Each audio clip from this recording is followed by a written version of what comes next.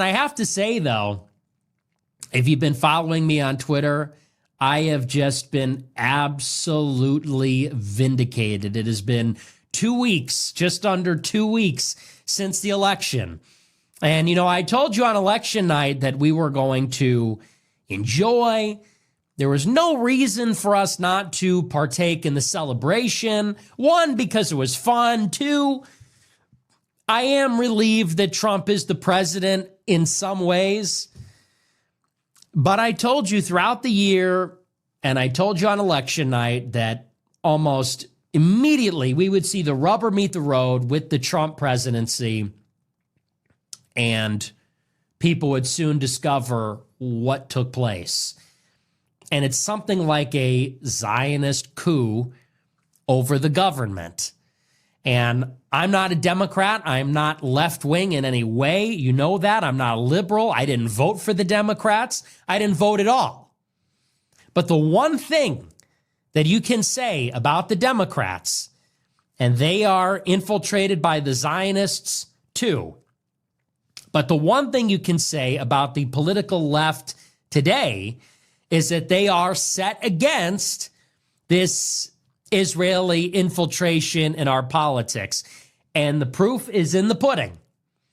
After October 7th, and I predicted it then too, over a year ago, we have seen virtually all of the major Zionist donors, billionaires, even, I would say, many American Jews, although they may be left-wing, they have migrated to the right and shifted to the right because the left is just inhospitable to these people that support America's involvement in this genocide and in this widening and escalating conflict. And it even preceded October 7th. The roots go all the way back to the reconstruction of the Iran nuclear deal, which began almost immediately after Trump left office, as well as the massive countrywide protests in Israel over Netanyahu's judicial reform in spring 2023. And I said it might not be the worst thing if the Democrats held on to power as a bulwark against what is clearly a concerted effort to drag us back into a major conflict in the Middle East. And now that is on the way. And I think over the past week, what you've seen, we're really getting like two things. Two things are a certainty. We're going to get a war with Iran and annexation of the West Bank and the Gaza Strip, everything that entails. And we're going to get a lot of legal immigration. And I told you, and this is so before we get into the appointments in particular, I just want to speak in general. Here we are 2 weeks after the election. It has all come to pass. It has all come to pass. Everything I said throughout the year, and it was a gamble. I took a risk, and people were not happy with me. They're still not happy with me. But I told you, this administration, it's going to give you two things: mass legal immigration from India and a war with Iran. And with what we're hearing from the donors, what we're seeing with the cabinet appointments, it is exactly that. Even today, Elon Musk tweeted, replying to somebody talking about legal immigration. He said, we need to speed up the legal immigration process. That's what they're all saying. Trump is saying we need more immigrants. And on the All In podcast 2 weeks ago, not last Friday, but the Friday before that, they came out and said, well, if Trump does the mass deportations, we are going to stand up to him. They want to deport the violent criminals, but not anybody else. And it only makes sense because the Trump policy, for example, on trade, he's talking about a 15% across-the-board tariff on all imports into the United States. It's going to have an inflationary effect. It just will. And you hope that that's offset in other ways or on a certain time horizon. But the immediate effect of any significant tariff policy, and we hope that's going to be the case, is going to be higher prices. If Trump goes out there and deports millions of illegal immigrants, it's going to have an effect on prices. It's going to increase wages, but that will increase the cost for firms and it will increase prices. I don't think they're going to do it. All these Wall Street billionaires, these little tech Silicon Valley types, they're not ideologically against immigration for the reasons that we are. And from an economic point of view, I don't believe they see the 20 plus million illegal immigrants really as a problem. When they say mass deportations and this other stuff, they're talking about gangs, violent criminals. That's it. I don't think there's any chance it's going to happen. And I think it's more likely you're going to get more illegal immigration. And then what we'll talk about a lot tonight is this super pro-Israel foreign policy. You're getting all neocons. And we're going to get into them. We're going to break it down name by name, and we'll go through their background and what they're about. But I'm sure you've already seen some of the clips, and you may be familiar with some of the names. But we are getting an administration that is stacked with neocons. It is virtually filled out. If you've seen the graphic on Fox News, this administration is filled out, and there are maybe 3 names that are not bad. They're all bad. Forget about 3 that are good or great or some that are good. Every single one is bad or not good. There are maybe 3 that you could even make a case. And the 3 so far, that is Matt Gaetz, who has been nominated as Attorney General, Tulsi Gabbard, the Director of National Intelligence, and Robert Kennedy Jr., who is supposed to be Health and Human Services. Everybody else, terrible.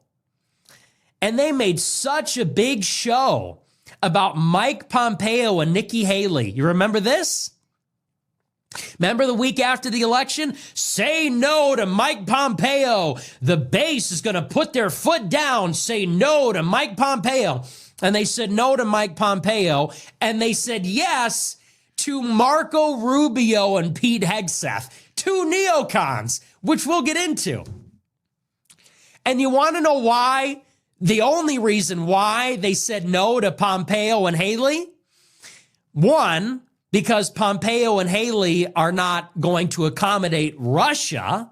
That's 1. They're both hawks, not only against Iran, but also against Russia, and in particular support the war in Ukraine. 2, because both of them challenged Trump in the primary. Haley ran in the primary, and Pompeo, well, he was going to, he wound up not, but he was also disloyal.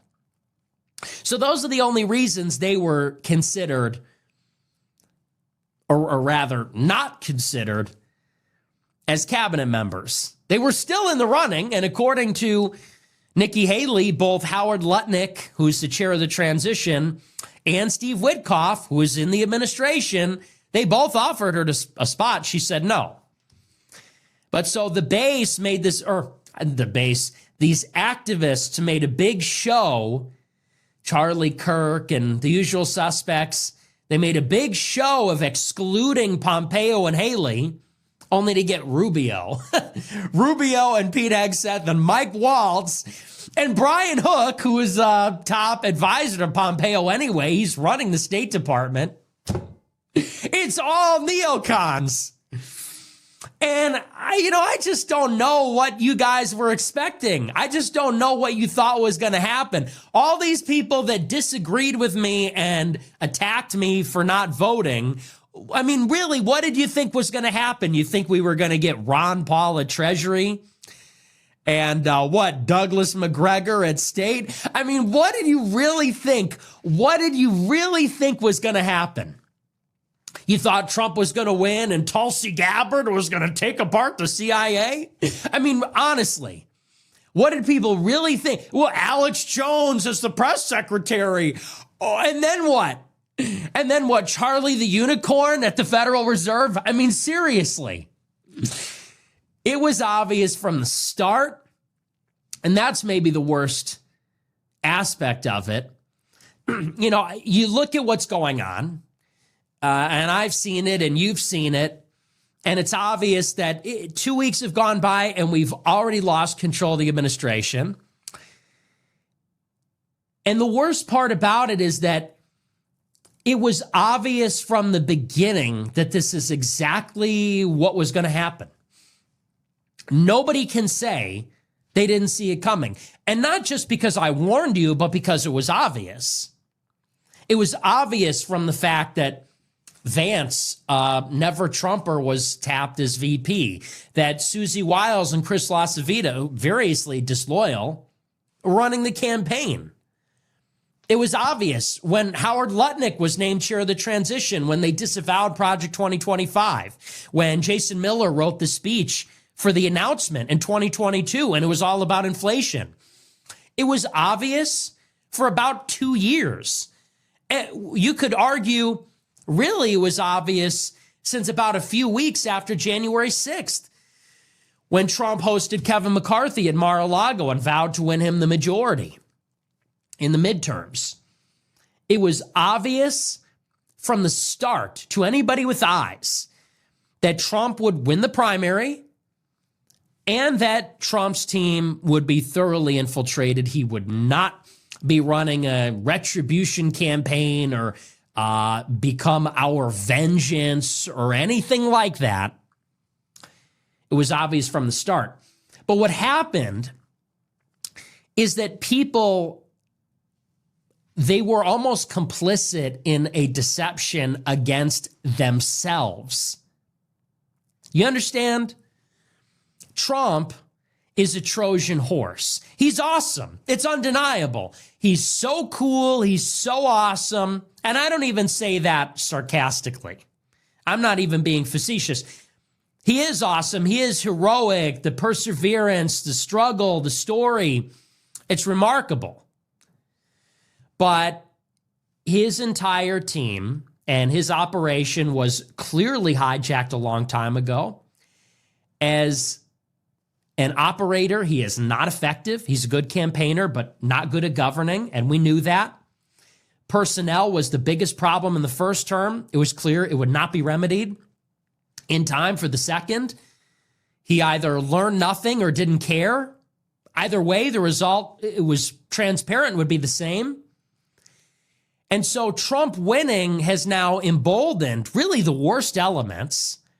He's brought in every manner of Wall Street, swamp creature, Israel lobby, Chabad Lubavitcher, Little Tech, CIA contractor, all of the worst elements that have bought up the Republican Party, that have bought up this fake opposition in the country against the Democrats. He is now, with his brand, given them the mandate. He won Washington. He was rolled in there, and now they're all leaping out of the Trojan horse and taking control. And people, you people did this. You did it. You voted for it. You helped them do it. They tricked you, and in a way, you tricked yourself. They told you that it was about saving America. They told you it was about retribution. They told you all kinds of things. It was obviously not true, but you deluded yourself. You saw what was going on. Like, clearly, after October 7th, a decision was made. The Jews, and forgive me if this sounds crude, but this is effectively what transpired. After October 7th, when Israel was attacked, the Jews decided they were going to let him win. I know, and that sounds crude, but that is the reality. Israel was attacked, and a decision was made. They were going to let him win, and they were going to throw their support behind him because he would allow Israel to take the gloves off against Iran. And he would prosecute the anti-Semitism on the campuses and on social media and everywhere. And that was obvious. All of this was obvious from the start. But people, because of their willingness to believe, they tricked themselves. And so this sophisticated social media operation, this artifice, AstroTurf narrative they constructed around Trump, you tricked yourself into thinking that it was real, but it was vaporware. It's not real. It wasn't real. It was obvious then. It's obvious now. But people, I feel, today are only now able to say that because the election happened. When they needed your vote, they were willing to say anything, bullying people like me, attacking people like me. Now that they got everything they wanted, and everybody says, hey, are we going to get Alex Jones as the press secretary? Like, they're just laughing at you. You know? Back 2 days before the election, people like me were saying, don't vote. This isn't it. They're not going to do anything for you. And everybody said, shut up. Shut up and vote. If we don't win, this is the most important election of our lifetimes. And this and that. We're going to bring back grunge. And oh, man, everything's going to be great. We're going to take the seed oils out of the French fries. And it's going to be awesome. And now here we are 2 weeks later. Marco Rubio is your Secretary of State. Because fuck you, that's why. Marco Rubio is your Secretary of State. The administration filled top to bottom with neocons. And all you dummies are sitting around like, oh, hey, so when's Alex Jones going to become Secretary of the press office? So when are they going to give Treasury to Ron Paul? And they're just laughing at you. You know, they're just laughing at you.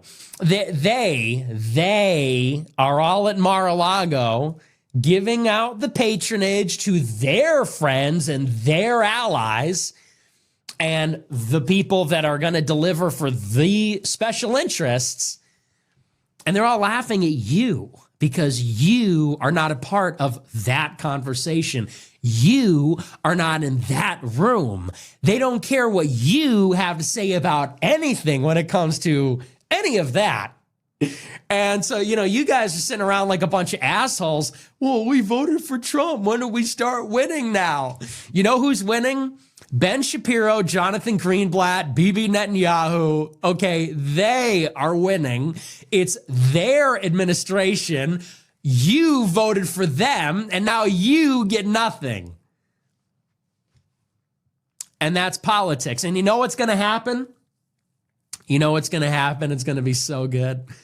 I already see it happening. So before the election, when Trump was going out there and saying, we're going to staple green cards to diplomas and we're going to bomb Iran and all that, you know what people said? Oh, well, he has to say that. We have an election to win. Well, we won the election. You know what they're saying now? Well, come on, guys. You can't fix it overnight.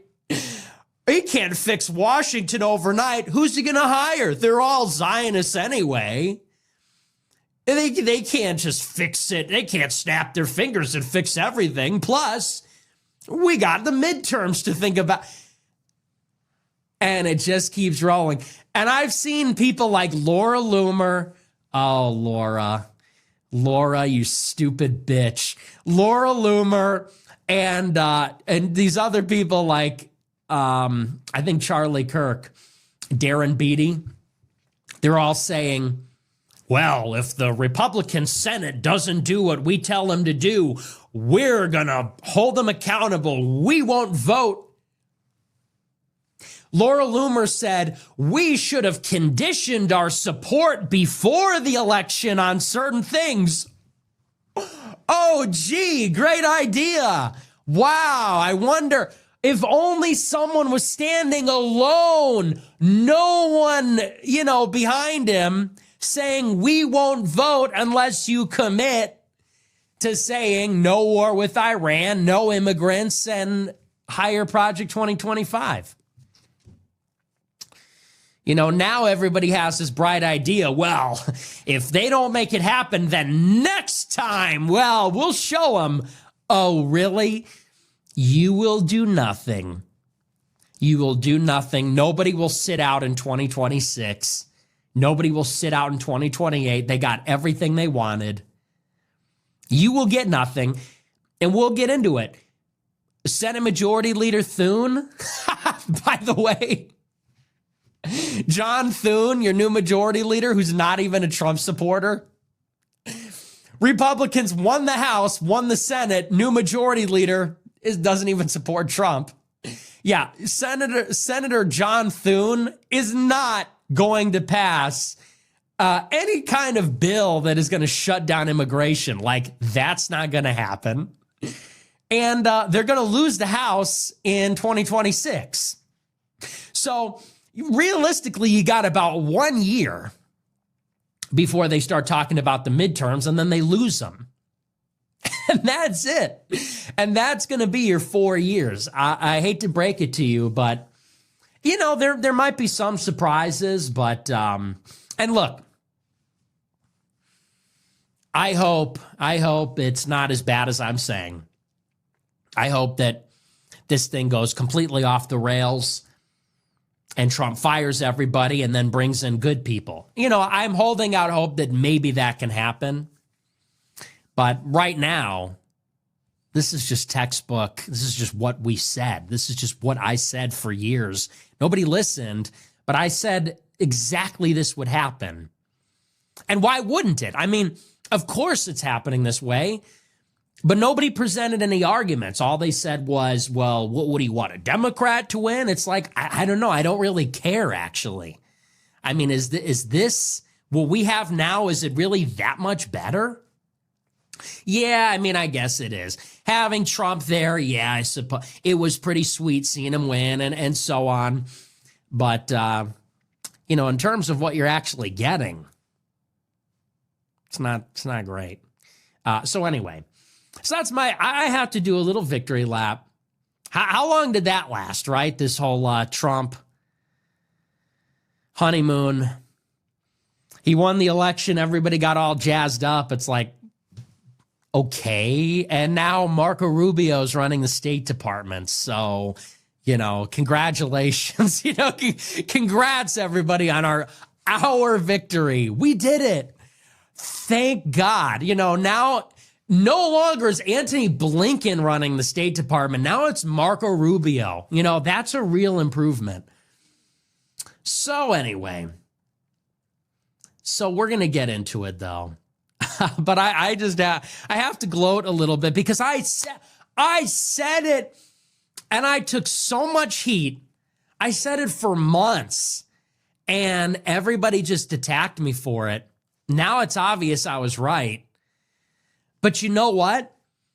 The minute that the election happens and all the pressure is off, nobody remembers what it was like. You know what I'm saying?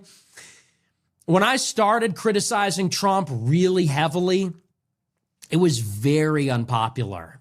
And a lot of people, even that I'm friends with in real life, were telling me, oh, you've lost the plot. There was a lot of pressure to just get in line behind Trump. And you know me, I'm not going to start taking the easy road and compromising now. I've been saying the unpopular thing for years about all of it. I'm not going to suddenly what's in it for me anyway? You know, I mean, I don't even really stand that much to benefit other than, I don't know, I guess I'd be a little bit less unpopular. You know, but it was extremely controversial. Everything I said turned out to be right. And now everybody's kind of where I'm at, where I was back then. So, you know, we'll see what happens. But let me just tell you something, and then we'll get into these appointments. You know, these people in politics are they're just delusional. And I know a lot of them. College Republicans, people that work in think tanks, people that work in DC. I mean, they really think they're going to influence the outcomes, and they're just not. They think that by supporting Trump, and maybe they get a couple of jobs, you know, maybe they get a couple of their friends' jobs. Hey, guess what? I'm getting my friends' jobs. It's 10,000 jobs. Everybody's getting a few jobs, you know? I didn't even vote for Trump and I'm going to get some jobs. Okay? People think that they're going to get a job in the administration. They think if they go and get in line behind Trump that they're going to influence the outcomes in the administration. And they're just plain wrong. It's bigger than you. It's bigger than, these little college Republicans that think they've got it all figured out. It's bigger than these little nicky-knack think tanks. It's bigger than that. Bankers, Wall Street guys, Israel lobby, they put in like hundreds of millions of dollars into the campaign. Trump raised like what, 1.3, 1.5 billion dollars. And you had large donors put up like 30% of that. Tim Mellon put in $200 million. Elon Musk put in over $100 million. Arguably, his $46 billion acquisition of Twitter was a form of an in-kind contribution. The kind of money that these people have on the line and the kind of influence that they have, it just dwarfs whatever you think you're going to achieve in the administration. So this, by the way, is not even a message to most of the viewers. This is a message to like a few dozen people that I know. That, privately, like, I don't know, privately people are saying, oh, Nick's crazy. We got to vote for Trump, and they see what's going on and they're all coping and trying to rationalize their behavior. I'll say this, the last thing I'll say, and then we'll move on. These BAP people, Bronze Age pervert people on Twitter, these guys are heavily involved with Peter Thiel and the suite of national security technology companies that Peter Thiel's Founders Fund and Y Combinator supported. They're all like Jewish academics pretending to be white college kids. And they're all out there shilling for Trump. And one of them, this guy who's very critical of the Groypers, I posted it on my Twitter today. He said, with Zionists, you win. There's just no right wing without Zionists. And it's like, yeah, that is how the system works. If you want to be a part of Fox News, which is owned by Rupert Murdoch, yeah, guess what? You have to be pro-Israel. If you want to work in the administration, which is now run by pro-Israel people, guess what? You do have to be a Zionist. Otherwise, you're going to be disqualified from having a job there. And so on. With every other conceivable opportunity in the right-wing politics in America. Here's the problem. If you are a Zionist, you're not America first. And if you are a Zionist and complicit in that, then you are working for them. You think you're using them to infiltrate. They are using you. They're using you. You're joining up with this treasonous government. You're joining up with this foreign influence operation. And you could tell yourself whatever it is you need to tell yourself, but that is what you are. And what they do not want patriots to do is to create our own independent thing. And the fundamental basis of it must be that it is not Zionist. We need to create a space. We need to open up a space in the right wing where, yes, you can not be a Zionist. You're allowed. You can afford to not be a Zionist. And that starts with money. That starts with donors, with billions or hundreds of millions of dollars. And they have to develop think tanks and jobs and fake publications and all the bullshit that the other guys do. But you need to start by opening up a space for there to be a real nationalist movement to the exclusion of a foreign influence movement. It's got to be Christian. It's got to be nationalist. And unless and until that project happens, we're going to be wasting all of our resources working for them, working for Israel, working for Zionists. In order to get involved in this thing, we all know You got to support Israel to go to Claremont and get the fellowship, or to get the money from the donor to start your own think tank or whatever, and soft pedal push some flavor of racism or immigration restriction.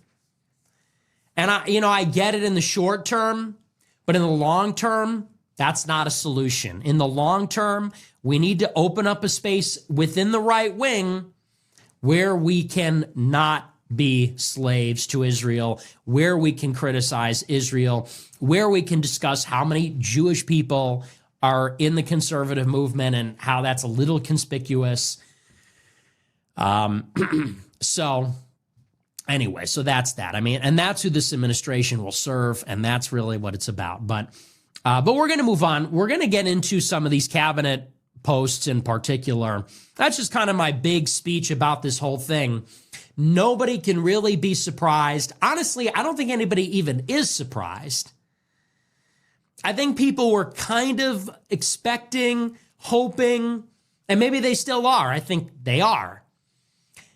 I think people kind of knew this is what was going to happen, but there was a part of them, and maybe they were embarrassed to admit it, or maybe they were unfortunately unembarrassed, thinking that maybe this time it would really be different, that the rules wouldn't apply, that it would really be magical, Maybe the Trump magic really is real and he's going to get in and wave a wand and make everything based.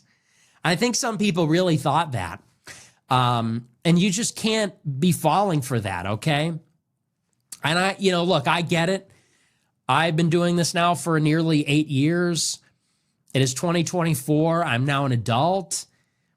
I fell for it when I was a teenager, but I caught on pretty quickly. I was willing to go behind Trump when Trump was new and fresh.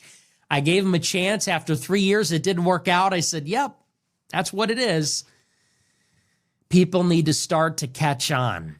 People like us, Christians, white nationalists, whatever, fascists, whatever you want to call it, decent people, we have been getting outmaneuvered for decades. It's not enough to believe in the power of friendship or whatever. Vote and hope it's going to go your way. We got to get a little bit smarter. We got to get networked. We got to get organized. We got to get funded, and we got to get a little bit smarter. And you know what? Groyper War II would have been that, but nobody really wanted to throw their support behind it in any meaningful way. I mean, nobody, even people that were criticizing Trump. So, and it doesn't have to be me, but I'm saying in general, unless and until we can really understand politics and get smart, we will continually be the dupe. We will be Charlie Brown trying to kick the football. We have to get smarter here. And withholding the vote was a smart play. And it could have caused problems for Trump. But, the Trump Republican Party was just too unified.